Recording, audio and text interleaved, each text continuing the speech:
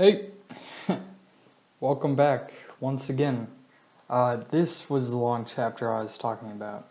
Chapter 10, Revolutionaries. Let's get started, shall we? Yarvich had admired Mika since he was a child. He had grown up with her in Ovlachk, where they had always run amongst the reeds in the Ulaga. They pretended to be Reitzars, whacking each other with sticks and galloping wildly in the shallows. Often they would go home together with blue arms and bruises all over their legs when each of their parents would beat them all over again for being reckless and running off to places where the adults could not find them. This tree was their castle fortress, and each would take turns charging up to it and hitting the sides, trying to successfully besiege and take the castle over. Eventually they grew a little older and got tired of the repeat beatings. To please their parents, they finally started to work. Yarvich worked dawn till dusk, almost breaking his back from stooping to plant and tend and finally harvest the cabbages from the ground. Those little curvy green beauties were one of the main reasons that Ovlach did not starve in the winter.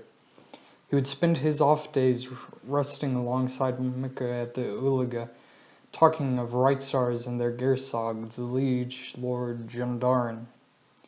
Often they would drift into conversation while in the sparkling shallows about Vodaria and what she will do for the serfs, and if she will even do anything.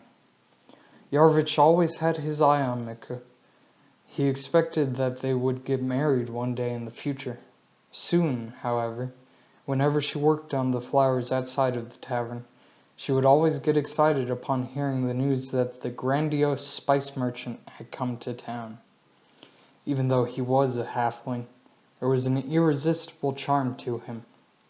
Yarvich was certain that it was the purported magic of those people, or his seemingly immense wealth, that really started to win over Mika. There was no way in his mind that she would choose this ignominious hobbit who would buy everything at the tavern, every kind of beer and all the dishes on sale. He would see how the elders would line up to wait their turn in order to buy spices and sell their own goods to Manreft. Then a group of elves from Hleb started to show up in the village. Tall and dark of hair they were, with eyes the shape of almonds and the sharp glint of green in them. They looked on the village in utter disgust at the way these serfs lived, and in what conditions they had to work. When they looked on the serfs themselves, however, these elves were incredibly happy, and spoke to them on their own terms. Of course no one had expected it at the time. The people of the north had always heard that the elves were evil and stuck up and wanted nothing to do with humans or Remardan. And yet here they were, chatting with the people about their cares and worries and problems in their various lives. The elves lent their ear to anyone and everyone who needed or wanted it. And after the serfs had talked their fill, then the elves would talk and fill them with their own words. Words that filled some of the serfs with thoughts of how unfair society is, and thoughts on what a fair society would look like. The elves talked about their own kingdom of Hleb, about how everybody there was treated as an equal to everyone else. A large elf with purple eyes and long black hair spoke to the people in the tavern. "My name is Bronin.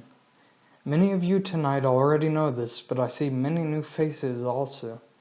I must begin by saying that here you might be someone's property or belong to so-and-so, someone who you might never see or even know personally.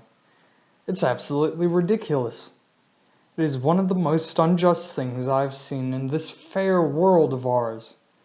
Down in our benevolent kingdom of Hleb, we would never, never do such a thing.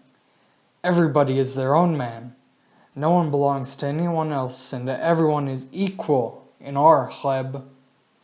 A heavy-set serf with a grizzled beard and a deep gash in his face grimaced and spoke up. "Now we might have trusted you people in order to complain about things to. But why should we change anything? Our Gersog is kind and caring to us. And besides, he's ours. Get out of here. All you're gonna do is get our Lord to come down on us. We don't want no outsider trying to tell us what to do. At this point, the elves felt truly unwelcome, as the old man started to throw his half-eaten porridge in their direction. Other serfs started to chime in agreement. Yeah, John Darn ain't never did nothing to harm any hide. Soon more and more serfs joined in. I'm my own man as is. Although some of the more young-hearted and less timid started to shout their agreement with Bronin, but they were quickly silenced with shoves and unpleasant words directed at them. Bowls and spoons were flying around the inside of the tavern as hoofbeats started to be heard. The Right Stars of John Darn quickly pushed through the door and into the rabble. The noise was so great inside that their shouts could barely be heard over the shouts of the mob there, who were already getting exceedingly angry with every passing moment. Everybody shut up, the Right Stars shouted as they started to whack people and hit them with their gauntleted fists. John Darn then entered, and had to call off his own people, as more and more serfs started to fall to them. The elves, however, stood there the whole time, blinking only when they were hit with more cabbage or porridge. The ruler of Ovlachk held his back straight and his head high while he addressed the crowd. Sword hung on his belt, and he took off his helmet, which resembled a raccoon in its bearing its fangs and a black and white pattern on it. John Darn pulled off his helmet as the room fell silent, with his imposing, self-assured presence in the middle. The serfs all sat down or fell to the floor, and the elves tried to stand even taller than they already were, as they gave off a defiant look and sneer. "And what do we have here?" John Darn demanded at first, sending his stern gaze about the room. All of the serfs were silent, as they started to murmur to one another and find any excuse not to meet his icy gaze. The leader of the elves, on the other hand, raised himself even haughtier than he already was. It made for an imposing sight, as Bronin already stood taller than even the tallest amongst those packed together in the tavern. A staggering silence started to seep into the wooden stools and tables there. It stretched on, only interrupted by a sneer and cough here and there from the serfs. Never before had they seen anyone standing up to, nor even risking a challenge with, the ruler of their small village. Finally, the silence was broken, when Bronin started to talk. He did not bow, nor did he even incline his head to this Dvarnin. "Good evening." John Darn cut him off before Bronin had a chance to finish his sentence. "Who are you? What the hell do you want in my village? And most importantly, why do I find you amidst a rabble of my serfs, stirring up what seems to be only trouble?" These last words John Darn practically spit out with the rage that was building inside of him. Never before had such a mess been caused in what seemed like his tidy, well-run hamlet on the Ulaga. The last time was hardly within known memory, when all of Remardan was engulfed in war with Capistonia in the south and Romarkia to the west. John Darn was one of those dwarves who had fought in that war. He still remembered how his village had half burned to the ground. Most of the inhabitants had either died fighting in the battle to defend their homes, or had died screaming and writhing in the flames. He had often thought about that time, about who was better off, those who were killed, or those who had to be haunted by the memories every day. Ever since then, he had a deep mistrust of outsiders of all types, halflings, elves, humans, and especially lizard men. They had all fought against John Darn, and he had, at one time or another, spilled their blood over his sword. The Gersog was prepared to sully his vestments with more blood that day also, and his Right Stars were indeed looking forward to it, for they had not seen real action in quite a while. Before anything could break out, Bronin started to talk. "We want no trouble here, dwarf." "Looks like trouble has found you," one of the serfs shouted menacingly. Another serf threw their wooden bowl straight at the tall elf, who barely managed to dodge it right this time. The spoon, however, was lucky, and hit its mark square in the forehead with a satisfying smack. The rest of the elves had started to sneak out of the place when suddenly Bronin whirled out his scythe-like blade in anger. His eyes flashed and his arms raised, as if to start slashing at the nearest serfs pell-mell. But lucky for him and his elven comrades, Yarvich knocked him back into another elf's arms, who quickly restrained Bronin from attacking. The Reitzars were making their way across the tavern in order to take the elves into custody for having caused such a ruckus, but before they could push their way through the dense crowd of serfs, Yarvich guided the elves out of a back entrance and into the relative safety of outside.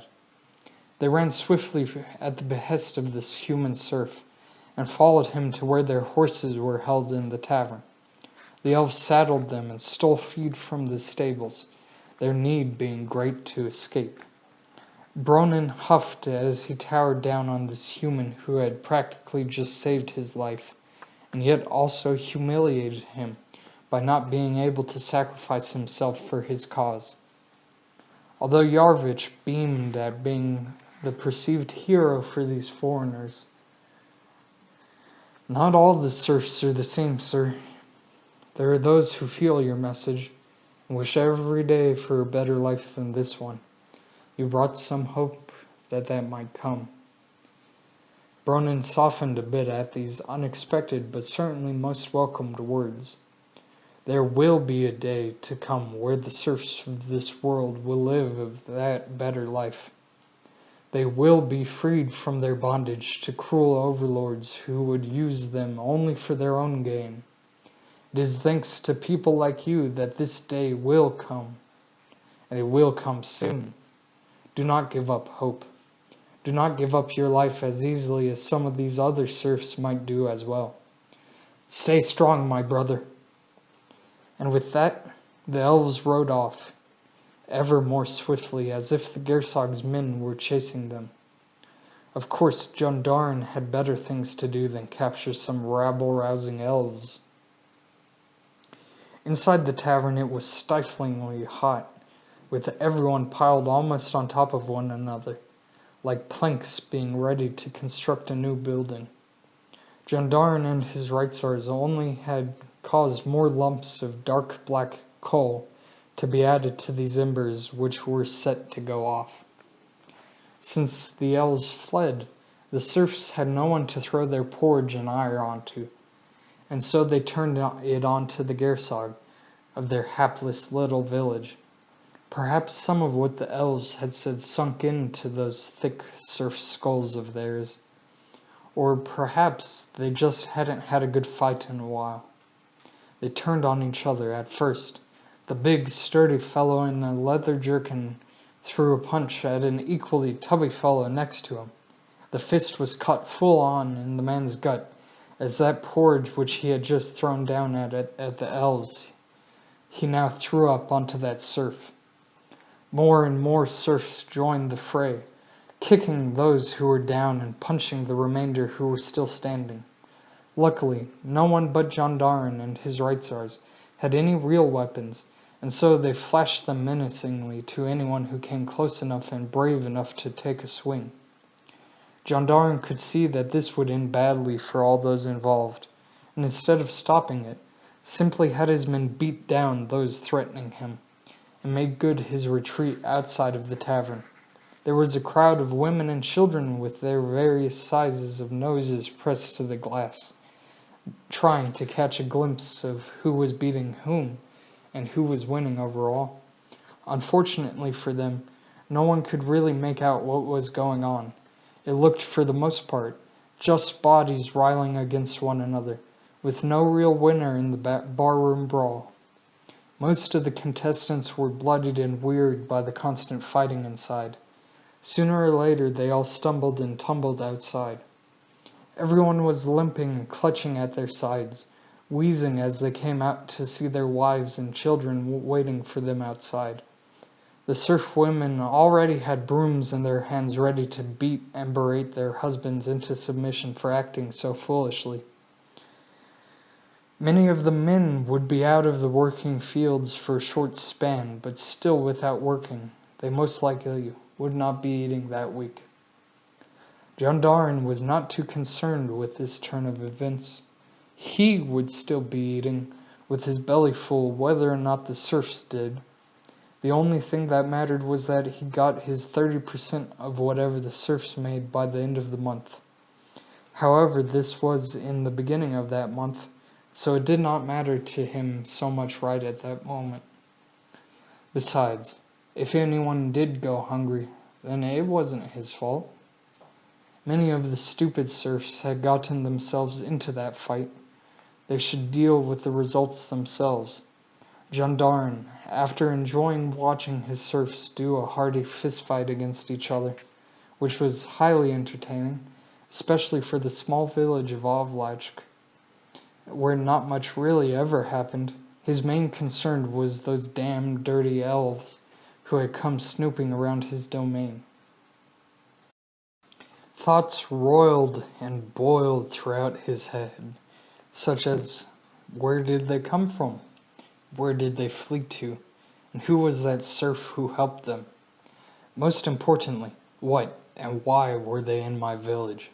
Those thoughts were plenty to occupy himself with, though it seemed to Jandarin that things had taken the natural course and had planned out on their own. So far, he did not need to intervene. Jandarin simply went home and thought that the matter was laid to rest, as he laid onto an equally scrumptious dinner. Every serf eventually made it back to their hovels, dragging their limping legs and holding each other up by their shoulders. The serfs made it inside their respective huts and fell groaning onto their straw pallets, huddling to the stove for warmth.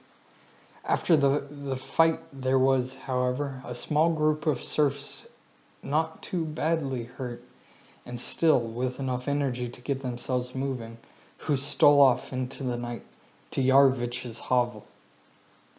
During the fighting, he was spreading the word, after leading the elves out of the tavern, of having a meeting of like-minded serfs who did not think that the elves' words were completely crazy.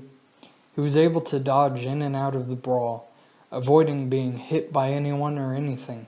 And he was able to at least tell the people whose eyes seemed to light up during the speech by Bronin. These people, he was certain, were tired of being ruled over by some seemingly unconcerned and cruel overlord. He could garner support for the elves' cause with them amongst the serfs, who would be willing to overthrow their betters and reclaim what would be left of their humanity, their freedoms. These unruly serfs snuck off to Yarvich's hut after everyone had stumbled back to their homes, when they were certain that no one was snooping or watching the roads from inside their huts, just to get gossip or see what the village was up to. Of course, those people had already gotten quite their fill of juicy gossip that day, seeing who was fighting whom and who threw the first punches or bowls at each other. So, those perennial watchers were already tired from such a day's commotion, and had, quite luckily for these soon-to-be conspirators, settled on their straws and gone to sleep. Now the unruly serfs had all quickly and quietly hopped over the hedges and crouched under the bushes to get into the birch forest, which was a little far off from Ovlachk. The forest was normally shaded in various hues throughout the autumn and summer. But even though it was early spring at this time, there were no leaves to be seen anywhere among the trees. It seemed that only shrubbery remained in the eternal fight on the cold winter seasons where everyone remained indoors, stoking their fires and stroking their beards as the days grew ever shorter and shorter, almost leading to an ever-present night. The days were always stifled this far north, and for once the serfs had a long and seemingly lasting break for a while. Throughout this time, there was not much to do except sit and watch as the days went by. Sunrise to sunset was not more than a few hours, and the serfs spent this meager daylight doing their nonchalant tasks, which all people of the poorest classes are wont to do. They whittled and drank booze with each other. The women folk were starting to create yarn from their liege's sheep, which he was so gracious as to allow them to do. They were even able to sell the overabundance created to the traveling hawkers, or trade it to each other for certain favors or other gifts, which they thought might possess some value. Though the vendors often fleeced their fleece, and made ridiculous deals with the poor serfs who did not seem to know anything. All the better for them, since the world is a dangerous enough place. Knowing as little as they did only helped to protect them from the woes outside of their sleepy little village.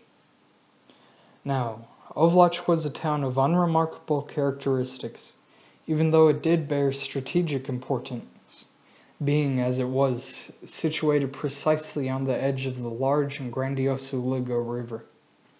Whenever times of war did come to pass, the first eminent prince of Remardan would immediately station troops in the town. The townsfolk would quickly get used to hosting the army, made up of Reitzars and pikemen and the crossbows of Remardan. For what little tents they did have, the army would be forced to be either sleeping on the cold hard ground of the north, or be flogged. Though those amongst them of higher prevalence would go through the indignity of stationing themselves inside of the small huts, shared begrudgingly by the serfs, if they even suffered their presence of the serfs to stay in their own homes with them. For the most part, the corporals and lieutenants of the main body of infantry would not bequeath such an honor to these lowly individuals, who were too grubby to be in the presence of such decorated war heroes. Of course, the other Dvarnin took up residence in the nearby castle with Gendarn, who is not so happy that the war had interrupted his peaceful season of hunting, and that he, of course, like any Dvarnin, had to do his civic duty and join the army with his own retinue of Reitzars. On the other hand, Ovlach was so important to either the defense of Remardan or for striking out against the kingdom of Rormarkia that the Gersog was allowed to sit and host the garrison of the troops. He was often given command since he knew the region the best, having been the Gersog of it for many years. He had the luxury of still ruling over his village, so that he could oversee the construction of new marvels made to honor either the river goddess Vodaria, to please the serfs, or to the great first eminent priest himself, Angroganus. Even if Gendarn did not win wartime glory on the fields of battle, he still was able to create some form of praise and gain recognition from his construction projects. The village itself was not a very remarkable place. It contained a large water wheel on which the serfs worked to create lumber, and right nearby they created things with such wood. Often in the workshop they would create simple tables and tools, and the rest was carried down the river by the strong currents coming out of the Samarsun mountains. Gendarn made a hefty sum of money from this trade in wood, and although his craftsmen were not the best, he still made deals to get imports from other parts of Remardan, or from Rormarkia even. He was a savvy trader. The Gersog always kept his eyes on the good goal of finally having a fully carved and canopied bed.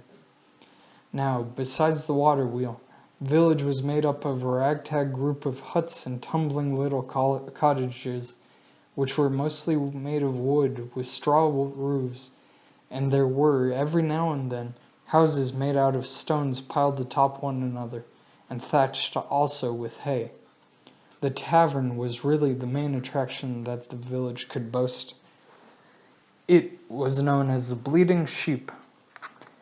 It always housed a wandering storyteller and had never burnt down in all the days which it had been erected, even during the war. It was a low building, made of roughly cut timber and painted white, as all serfs knew how to do. It did not speak much for class or style, but had always served its primary purpose of getting the local serfs drunk at least once a day. They could not do much in the way of entertainment besides drinking and cheating on their various wives with each other's various wives also. Besides these two pastimes, the serfs also competed in types of strength challenges in order to see who amongst them is the strongest man in the village and who can beat each person down into submission. Of course, every man in the village always took part in the weekly brawl at the Circle of Might, where whoever was pushed out of the circle lost, and whoever was still standing became the victor. Every month the serfs would compete in a tournament to see who the absolute best brawler in the village was. So often, in the lead up to it, everyone would start placing bets. There would be a tiny village-wide scandals that emerged as the serfs would try to cheat on each other out of the victory before any punches ever fell. Among all this fun and frolic, the serfs hardly ventured into the forest at the base of the Samarcand Mountains. Throughout the years, hardly anyone had entered this forest on account of the noises that always seemed to emerge out of it. There was something sinister about the woods, where in the day they were white and almost shining, and then at night, suddenly, they all turned into a crisp, velvety blackness that covered the whole place.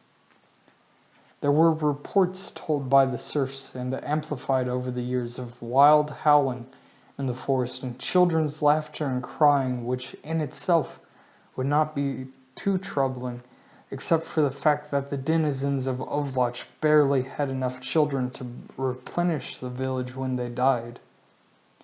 For as long as the village had been around, and as long as the oldest serf had lived, albeit not very long to be true, stories and rumors emerged about what was going on in that undoubtedly wicked place.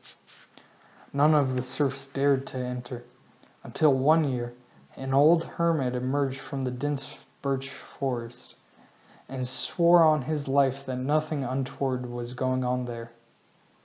Of course, he did not live very long after that, but this group of unsatisfied serfs congregated just in a large swath of hedges, with their torches and lanterns held low in order not to attract any unwanted attention to themselves, right near Yarvich's hut.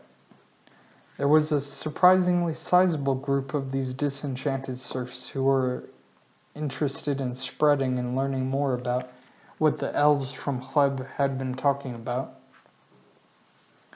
There were a lot of younger serfs there in the gathering, all clamoring over one another to be heard above the crowd. Yarvich was there at the center of the majority going around, and rather unsuccessfully trying to hush people for fear that they might be spied on or noticed by their fellow serfs in the village. Everyone there grumbled about the various times that Gendarn had treated them poorly, or at least in ways in which made them feel inferior and condescended upon. A rather squat-looking serf had a bloody mark on her face. This here is thanks to that mean old tyrant.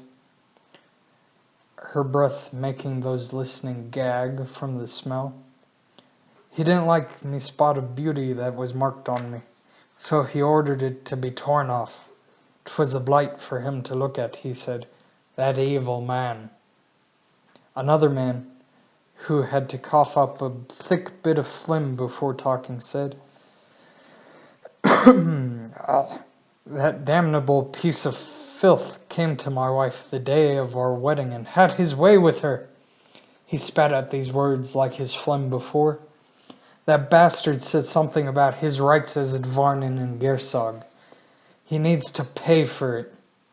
More and more grievances came in by the second. As it started to get loud again, Yarvich had to go around silencing them. Still, the serfs clamored to voice their hatred of Jandarin. "He killed my dog! He stepped on my shoes! I just washed them too! He nearly let me and me family starve!"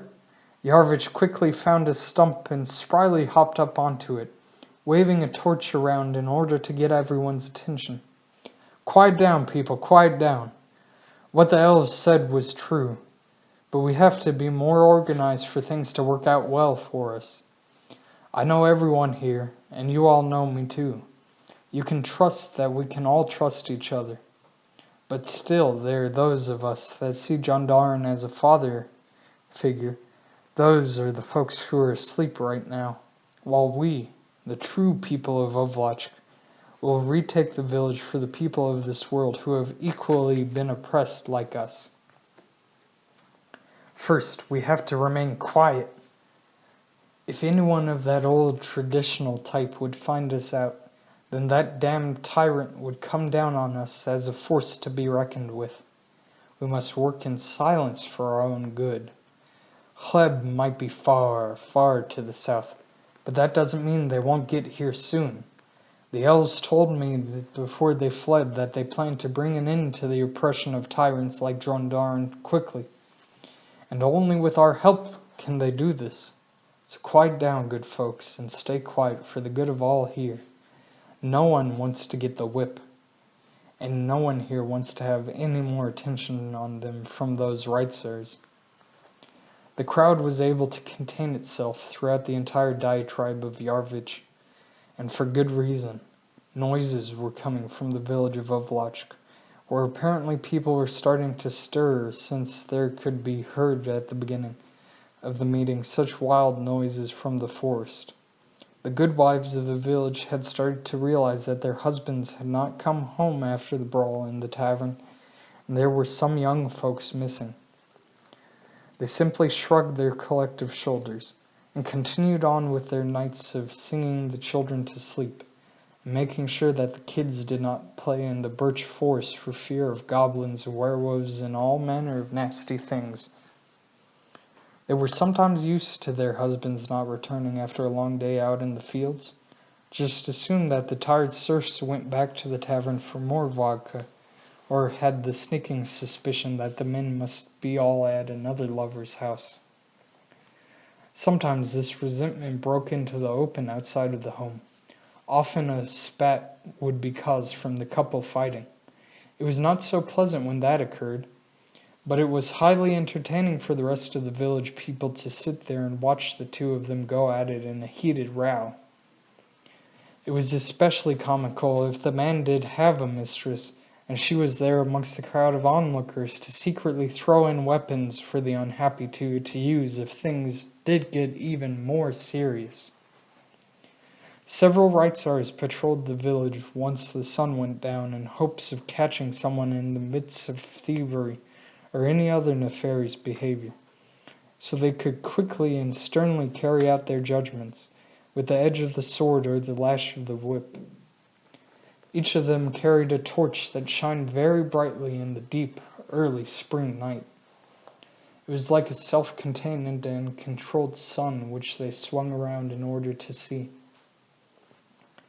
The Reitzars had also heard of the stories from the birch forest, but, unlike the serfs, did not put so much faith into them.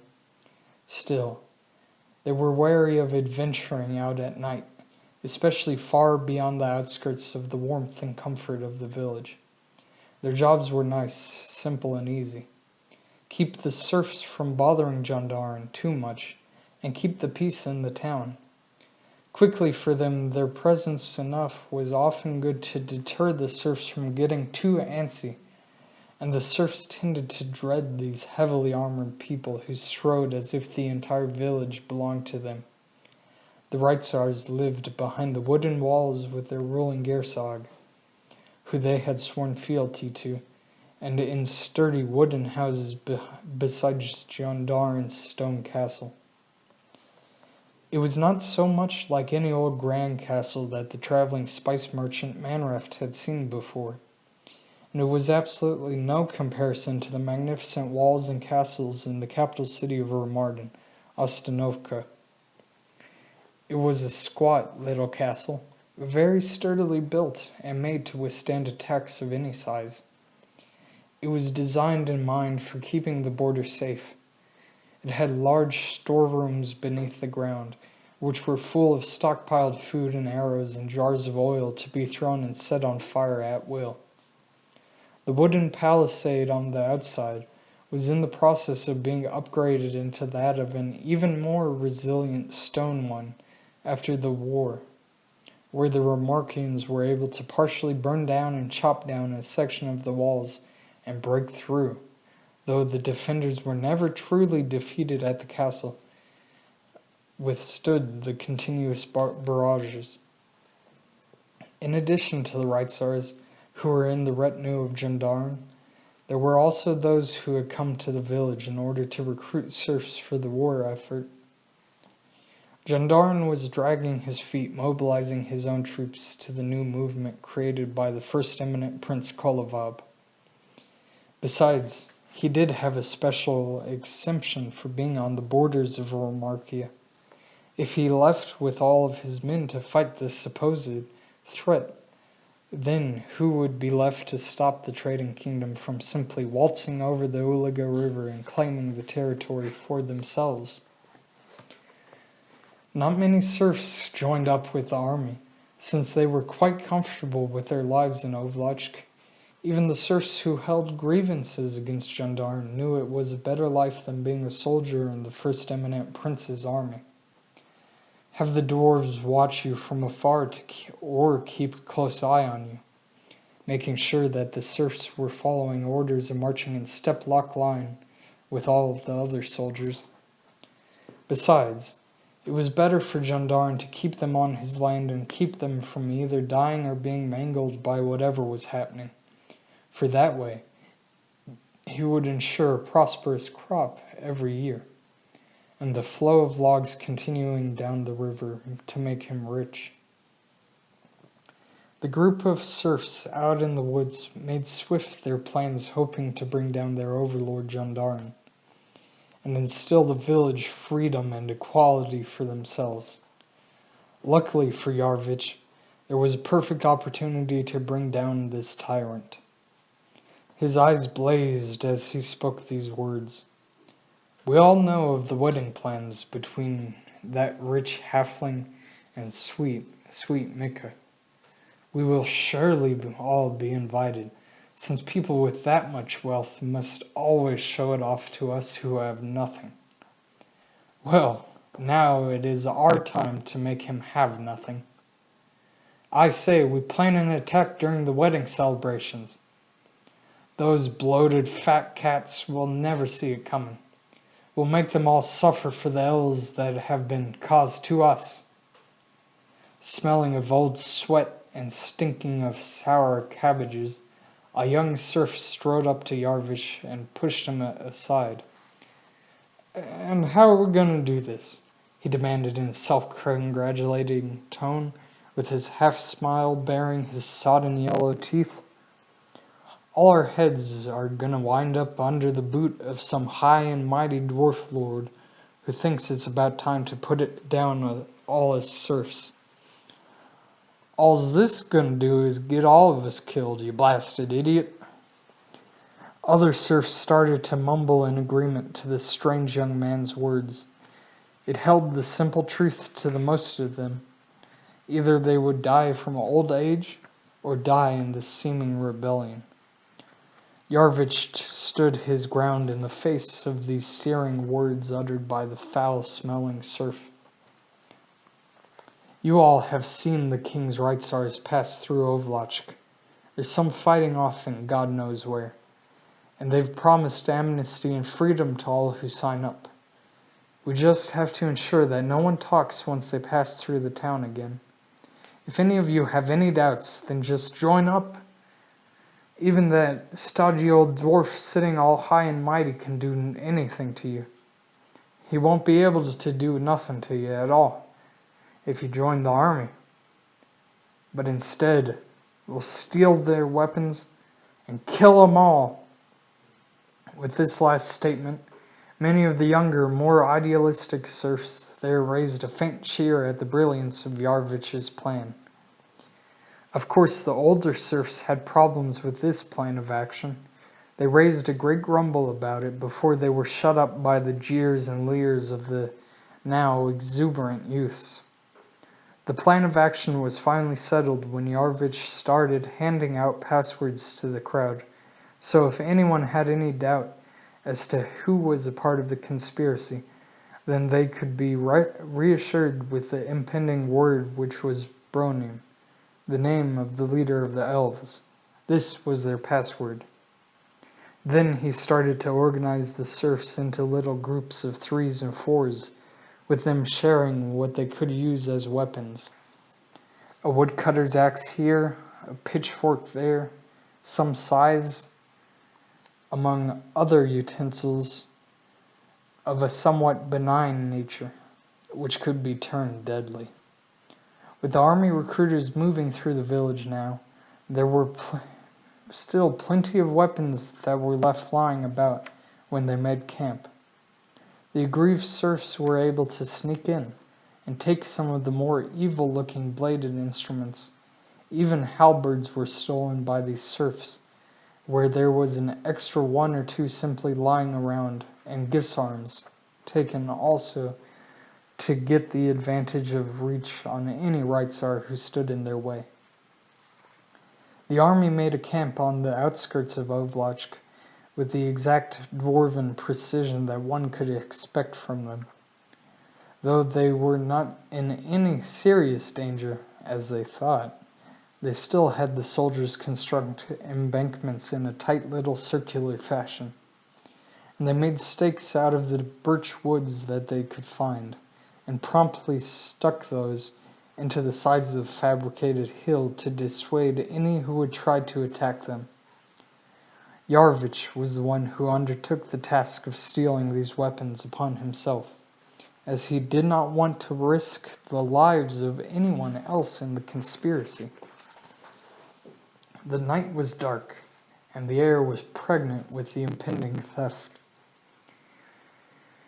It was almost as if the nature surrounding Ovlachk approved of the action. The thick air blanketed the surrounding area, and quite a mesh of fog and night sky was filled with clouds in order to block out the moon's light from guarding sentries seeing. The main entrance and the exit were guarded by 2 lowly soldiers dressed in the colors of the first eminent Prince Kolovob, which were made up of a checkered pattern that alternated between green and brown. They wore simple padded jerkins, which did not offer much protection to really any weapons. The most it did to serve was to make these serfs look as if they were part of a professional army.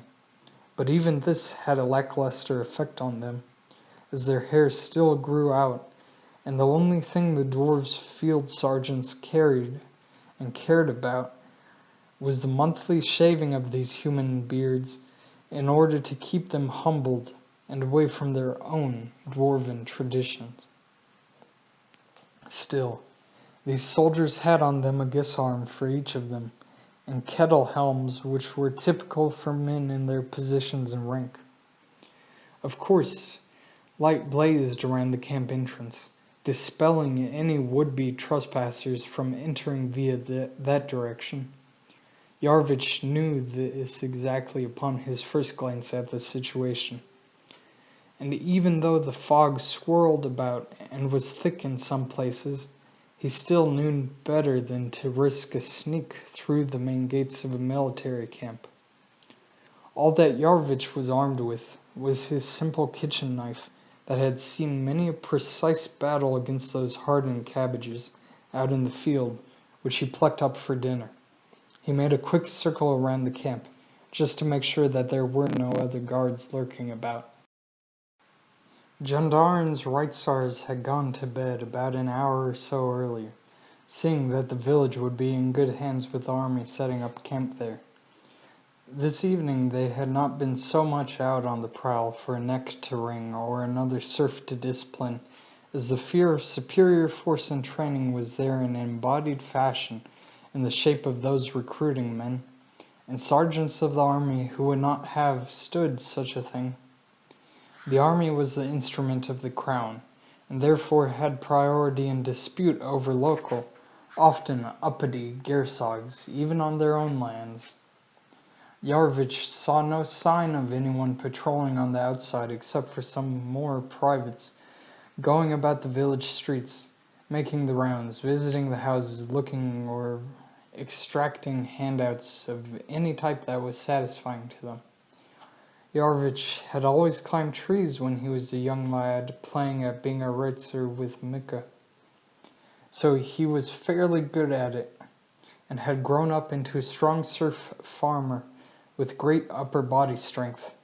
He could hardly believe that he would be here, stealing from his own idealized profession of his youth in order to find weapons which would most likely be used at killing these very same people. Like cabbages, everything tends to spoil and mold as it grows older. Yarvich did not, but his views on those very same Reitzars did, and he could see that there was great inequity in this tiny village, that he imagined everywhere in the world it must be the same like this. He circled back to what he reckoned by the distance what could only be the direct opposite portion of the entrance.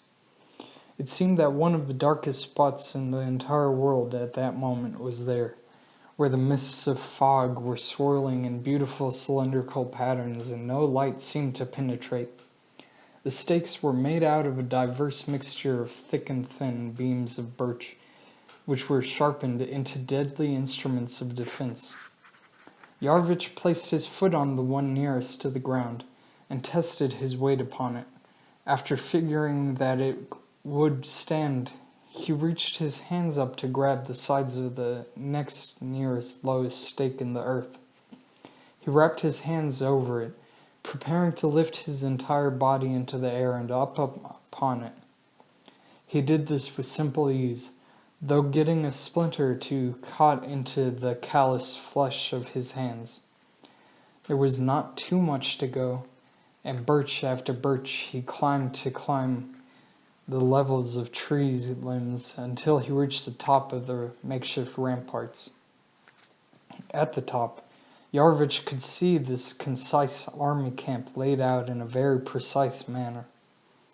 There was a great fire in the middle of tents with a goodly span separating it from the nearest of those, which was decorated in a pomp and illustrious style.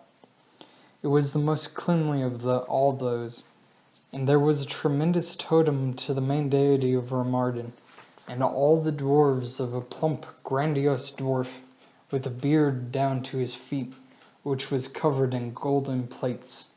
The statue of Groganus held in his hand an orb, which resembled the elemental power of magic, and in the other hand was held a huge two-handed battle axe, which the dwarf god easily twisted in the burly arms of this one palm. Yarvich did not know much about his dwarven rulers, but he did know that they were incredibly devout followers and worshippers of Groganus, the dwarven god. Often he had seen them make articulate gestures across their bodies whenever they even neared a temple to him. They knew Groganus was the only true deity among all of the other gods worshipped by the various races. They could always rely on him to give them a hand up in a game of cards or defending their ancestral homelands in Remardan. Yarvich had never fooled about with any such superstitious nonsense, instead keeping his faith in what he knew to be real and powerful. Simply power. That is, he knew to follow and always praise Vodaria, the goddess of fresh water. She had always brought peace and prosperity to the serfs of Ovlachk, continually bringing fresh rain to the cabbages, and ensuring that the flow down river was never interrupted. If Jandarn ever had a feast for the serfs, then it was always in celebration to Groganus. It pleased the god to know that the people were happy in his sight. that they could dance and sing and make merry thanks to his very own protection. The first eminent Prince Kolovab, on the other hand, was not so devout as to believe in yet unseen deities, and therefore did not worship Gorgonis, nor celebrate him in the slightest. Or at least that's what rumors told. Many of the Dvarnin of Remardan did not like this stance on the traditional god of the dwarves, but Kolovab did not object to anyone's worship of the god, so long as they kept any who would become zealots under control. It was a fair deal to most of them, and so long as he kept his word, they merely grumbled and spat over their shoulders at this blatant disrespect of traditions. Kolovab was a great innovator of sorts. He made the traditional house of Koldun into the protectors of the first eminent princes from then on, establishing a grand estate on the slopes leading up to the large mountain bastion of Goron. Kolovab was a smart man, and knew how to keep the Dvarnin in line, for the most part. Really, his greatest blunder was to not praise Gorgonis, and to denounce the god. Besides that, he knew how to play the political games of the kingdom. He knew who and how much loyalty and trust to give to each of the various Dvarnin and Gersogs who looked for his favor. There were several factions which perpetrated the peaceful rule of Kolovab, but he still held his dwarven fist around power. There were the Kingsmen, the faction who had always traditionally fallen in line with what the first eminent prince had in mind, since their fathers and fathers' fathers, and going back many generations, had typically been made wealthy and prosperous by following the monarch.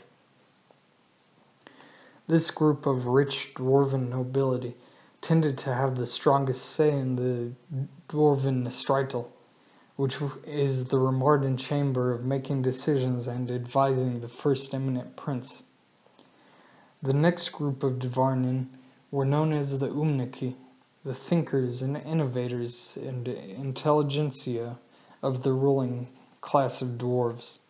They tended to enjoy the rule of Kolovab because of his lack of respect for tradition and the ways in which the prince made great strides forward in the name of creating a better Remardan. Then there were the traditional Grogmen, the dwarven nobility who had been founded in their faith of Gorgonis, going back hundreds, if not thousands of years, or however long the worship of the dwarven god had existed. These were people who mostly made up the faction opposed to Kolovab. They could not stand his denunciation of the dwarven deity. To them, it was complete and utter blasphemy to even question the god's motivations, and denying the existence of him was just outright ludicrous to those pious dwarves. They blamed any misfortune upon Kolovab's lack of reverence to Gorgonis, and with good reason most of them would say. For when did Gorgonis not come to aid the dwarves, except when he was displeased with their heinous displays against them? This was a quite large opposition faction to the first eminent prince's rule. The various and sundry other factions, who were even slightly opposed to Kolovab, aligned themselves with this party. As the first eminent prince started to gain power among the nobility, they begrudgingly had to follow his lead, though many among them were thrown into the dungeons when their talk of upsetting the rule of God out of hand. In some cases, they even refused to call Kolovab the first eminent prince in Remardan, and so enough was enough, and they were clasped in irons. Those Dvarnin held secret hopes that the second sublime Cassius would take charge and dispose of his brother. The Dvarnin only made up the ruling class in the Nestrital. It was the Gersogs who ruled the outer villages and towns. Of course, Yarvich knew none of any of these political leanings in the northern kingdom of Remardan. Hell, It was lucky enough that he even knew the name of his glorious nation-state. The dwarves were kind enough to arouse in the senses of all those who served them a great patriotism that was instilled in the heart of all races who considered themselves the denizens of Remardan. At any feast time, gathering, or religious ceremony, the burden was placed upon the nobility and priests to educate the masses of the great land in the north. They were taught about how mighty their kingdom was, and how grateful they all should be that they were born into the very same kingdom which was protected by Groganus, a kingdom where all deity worship was allowed under the benevolent eye of the Remardan Reitzars in state, so long as they all spoke of the higher kingdom of the north, and always spoke good of it. And so the higher-ups always spoke well of Remardan, and if they didn't, then a stop was put to them in any manner which the first eminent prince deemed necessary. The speeches and stories of the priests to the people about their various gods always tended to have the gods working for the betterment of, if not Remardan itself, then an area of the celestial world which was very much resembled it. Priests who were especially inventive in their own metaphors and passages in this kind of nature were granted special bonuses and discreet purses of many groats. The most persuasive in the nature of telling the people about the benefits of living in their northern kingdom were sometimes given large bags of ducats for their services. But this was besides the point at this moment. Yarvich saw that there were not many guards about the camp that night, and those that were patrolling would be easy to avoid. These were the soldiers who had an easy time talking to the common folk, as they needed in order to recruit more for the drive. So they were not the most stringent of soldiers. They seemed to laze around in their roots, merely talking to each other to pass the time till they could play a game or two of cards. The going was easy getting down to the other side of the wall, and no one was down below where he chose to enter. He noticed a bright tent with some men jostling back and forth inside of it, and quickly moved on past it. Luckily for him, it seemed that the tent which kept the weapons in it was not well guarded, and, as he approached, he could hear two soldiers talking. Gruff voices came from the outside of the tent. "We got a real live one here. I don't think I ever seen it before, but the boys out on patrol brought her in, all squirming about and such. You gots to see this mean old bitch." A tinier and quite squeaky voice popped out from the other end. "I can't. Gotta stand guard. You remember the last guy who was caught away from his post? Don't want to wind up like him. Yeah, if you want to be a little bitch sitting around doing nothing. Thought you joined up for some reason. Ain't got that kind of courage to be away from my post. And what do you care about it anyways? They're just gonna kill it and be done with." "Yeah, after we gets to have our fun. Stay here then. More for me." "Good luck with that. Don't want any more contact with the enemy." And with that the deep voice chuckled and moved further away. By Yarvich's reckoning, it looked like they were done with that conversation. Yarvich had no idea that they were talking about a monster. Though, if they had a real monster in the village, they damn well better keep it under control. Yarvich could hardly stand the dwarves and the higher-ups, yet alone some strange new creature in their lands. He'd seen the posters on the walls depicting those beings in colorful scenes, being splattered with blood from the dwarves slashing at them, and standing triumphantly over their slain corpses, with a strong finger pointing at the viewer to join up. Goblins mostly, he thought. It looked like some sort of creature out of Romarkia. He had utter contempt for anyone who had the gall to join up with those damned superiors to fight their wars for them. Yarvich would stick to what he knew about farming, and trying to take down that monstrous halfling from taking away his beloved Mika. He missed her sweet talks and laughs with him, the times they spent together in happiness. That was until Manrift coming along and was about to finally take her away. Yarvich still had no idea why she would choose that halfling over someone over double his size, let alone someone who she had grown up with. He shrugged off these thoughts, now attending to the task at hand.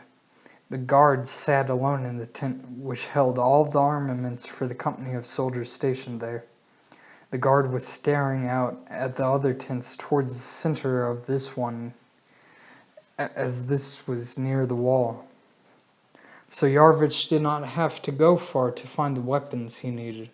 He could simply jump down from the wall and find them. The soldier sat alone there, on a flimsy stool made out of cloth and wood, as he rested his head on his fist.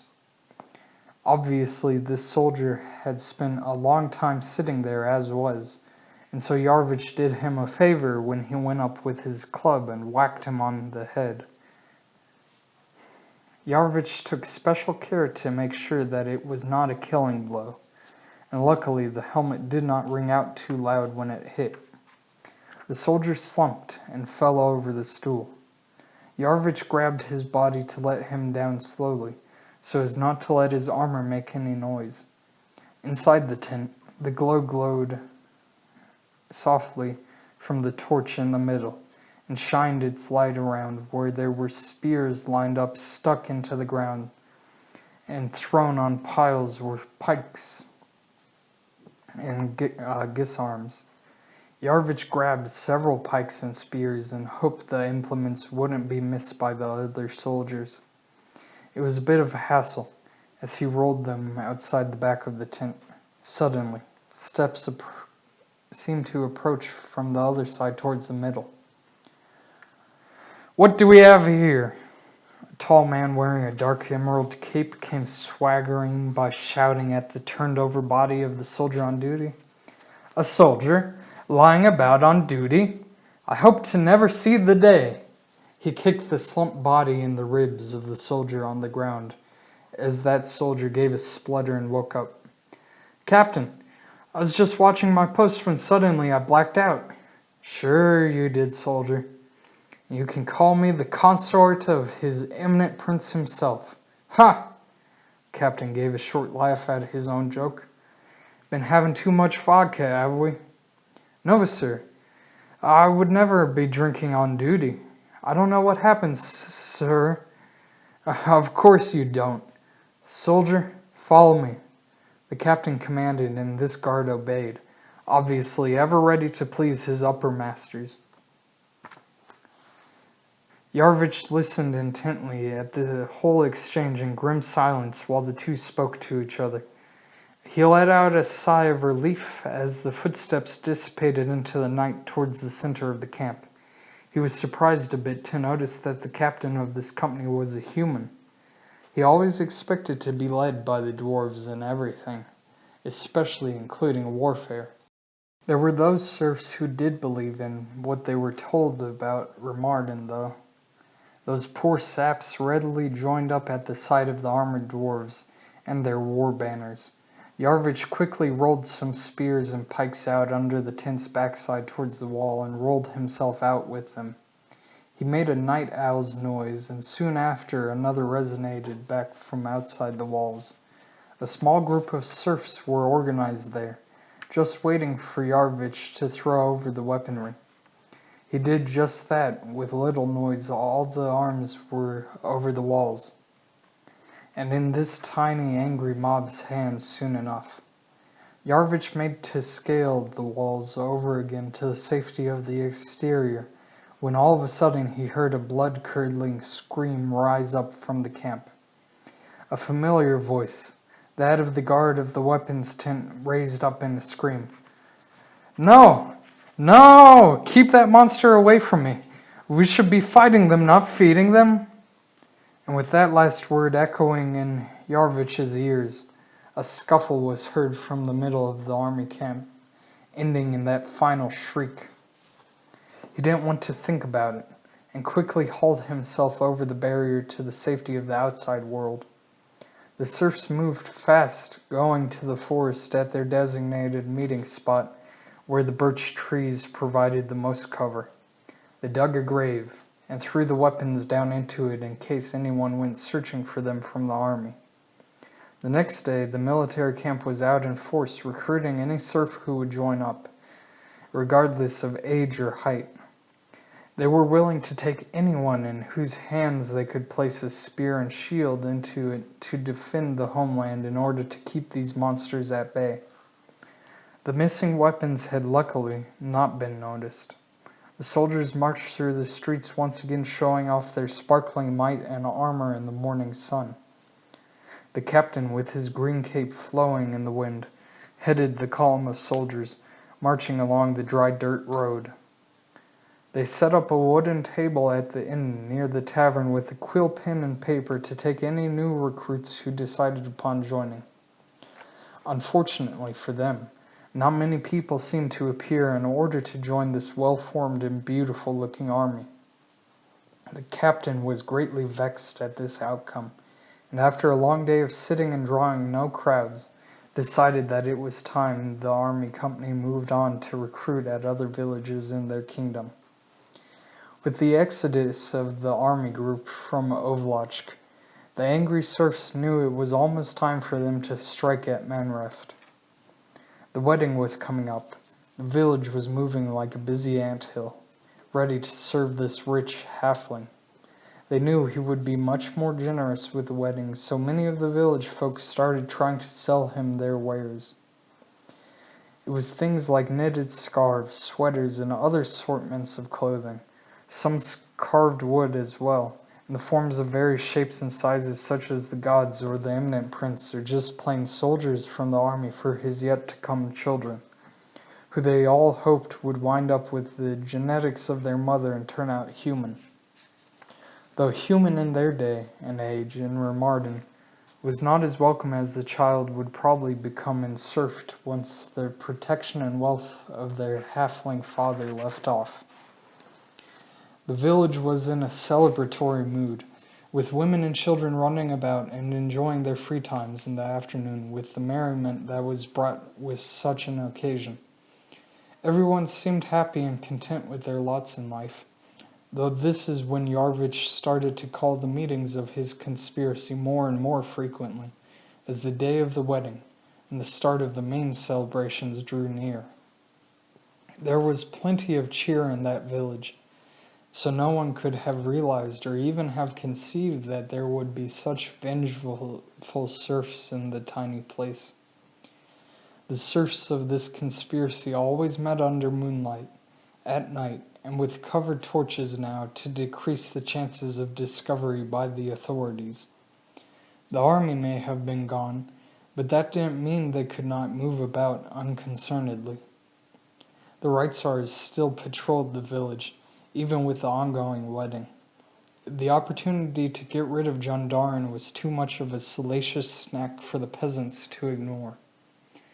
They armed themselves with whatever they could find, plus the weapons pilfered off of the army camps so they could have some fighting chance against the prevailing Reitzars and guards hired by the halfling Manreft.